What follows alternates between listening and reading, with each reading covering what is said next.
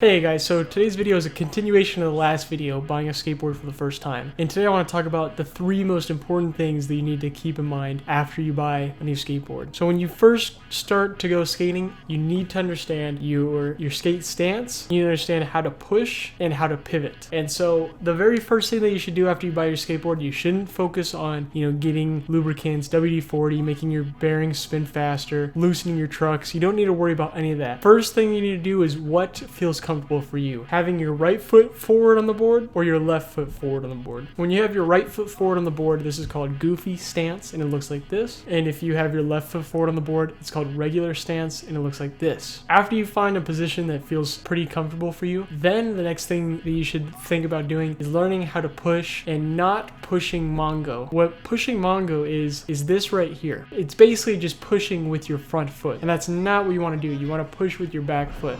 You're still getting the same result, you're still moving forward. It's just one way looks way better than the other. That's really what it comes down to. So I would suggest not learning this in front of your street or on your driveway. There's too many cracks, too many pebbles, too many rocks that will probably end up hurting you when you first are learning. I recommend going to a nice flat surface area, somewhere where it's just concrete, no cracks, no rocks.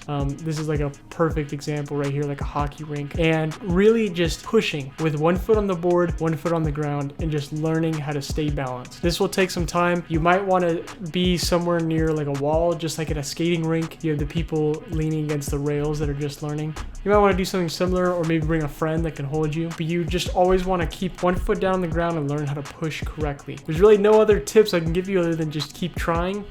Keep trying to push, and now we need to move on to pivots. Once you have a good understanding of your skate stance and how you push the board, you need to learn how to pivot the board, and this means that you're able to move the board with the tail, which is the back end of your skateboard.